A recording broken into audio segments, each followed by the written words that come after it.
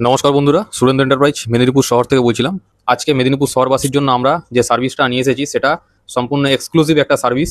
মেদিনীপুর শহরের মধ্যে একমাত্র সেই সার্ভিসটা আমাদের কাছ থেকেই আপনারা পাবেন, অন্য কোথাও আর সেই সার্ভিস পাবেন না। মেদিনীপুর শহরবাসীর জন্য এই এক্সক্লুসিভ সার্ভিস জিও পেমেন্টস ব্যাংকের গ্রাহক সেবা কেন্দ্র আমরাই নিয়ে এসেছি মেদিনীপুর শহরে সর্বপ্রথম, এবং আমাদের কাছ থেকে আপনারা কিন্তু জিও পেমেন্টস ব্যাংকের ব্যাংক অ্যাকাউন্ট ওপেন করতে পারবেন।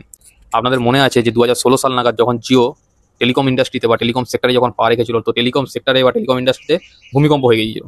মানে অন্যান্য যারা কম্পিটিটার ছিল সে সময় তাদের জিওর সামনে মার্কেটে তাদের টিকে থাকাটা বা দাঁড়িয়ে থাকাটা একটা বিশাল চ্যালেঞ্জের মুখে দাঁড়িয়েছিল, এবং অনেক কোম্পানি বন্ধ হয়ে গেছে, চলে গেছে কম্পিটিশনে পেরে উঠতে না পেরে।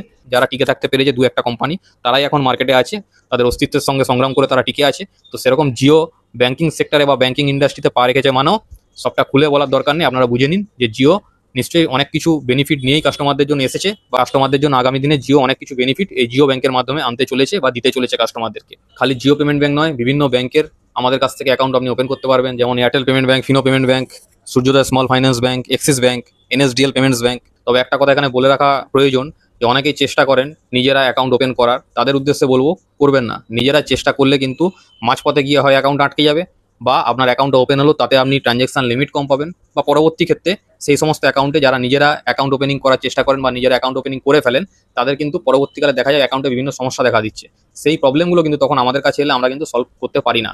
শুধু জিওর ক্ষেত্রে নয়, বিভিন্ন ব্যাংকেরই যারা অ্যাকাউন্ট ওপেনিং নিজের থেকে করেন বা নিজের চেষ্টা করেন, মাঝপথে হয় আটকে যায়, তখন তার আধার কার্ড প্যান কার্ডটা ইনভ্যালিড হয়ে যায়। সেক্ষেত্রে সেই ব্যাংকের অ্যাকাউন্ট ওপেনিং এর ক্ষেত্রে ওই ব্যাংকের অ্যাকাউন্টটা শেয়ার ওই ডকুমেন্টস দিয়ে ওপেনিং করতে পারে না। নিজেরা চেষ্টা করতে যাবেন না, আপনারা গ্রাহক সেবা কেন্দ্রে এসে, ব্যাংকিং পয়েন্টে এসে আপনার কেওয়াইসি ডকুমেন্টস সাবমিট করে, কেওয়াইসি প্রপার কমপ্লিট করে আপনার ব্যাংক অ্যাকাউন্ট ওপেন করুন।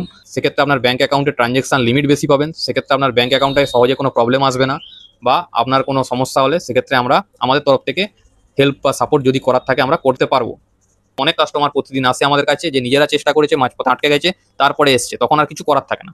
একটা ফ্রেশ অ্যাকাউন্ট খুলতে এলে নিজের ডকুমেন্টসটা অন্য কোথাও নিজেরা চেষ্টা করতে যাবেন না ব্যাংকের অ্যাপস ইনস্টল করে, কারণ সমস্ত ব্যাংকেরই অ্যাপস আছে, ব্যাংকের অ্যাপস ইনস্টল করে আপনারা নিজেরা চেষ্টা করতে অনেকেই যান। সেক্ষেত্রে কিন্তু বিভিন্ন পরবর্তীকালে ওই অ্যাকাউন্টে বিভিন্ন রকম সমস্যা দেখা দেয়। অনেকদিন হয়তো 1 বছর ইউজ করছে, কোনো সমস্যা হয়নি, 1 বছর পরে সমস্যা হলো, তখন আমাদের কাছে এসছে, সেক্ষেত্রে আমাদের কিছু করার থাকে না।